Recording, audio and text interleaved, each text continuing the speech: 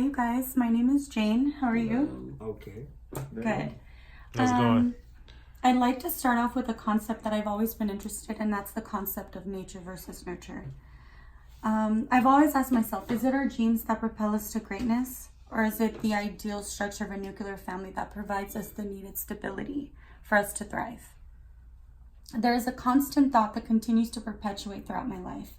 How do those individuals that face so much hardships and adversity accomplish so much? And there are those that have all the necessary resources but squander their abilities and accomplish very little. I would constantly ask myself growing up, had I not been a foster child or a product of a broken home, would I have achieved more in my life by this time? Had I been given more support in my goals and aspirations, would I have been more successful? My cultural background was extremely important in shaping my racialized identity. Growing up as the only non-Black child in my home helped me come to understand myself and the way I come to see the world. Some examples of this would be growing up as white passing. I'm Italian and Mexican. It put me in a position to see the world through a broader lens.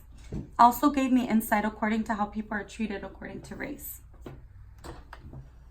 My environment was also a huge influence on how I see the world and how people operate within society according to race.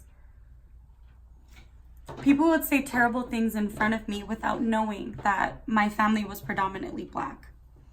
I faced extreme identity issues growing up to a point where it was debilitating internally and truly affected how I saw myself and how I saw the world and how the world saw me.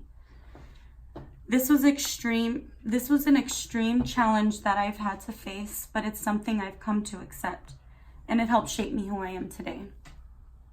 Understanding how we have been racialized in our society helped me understand individuals from various groups.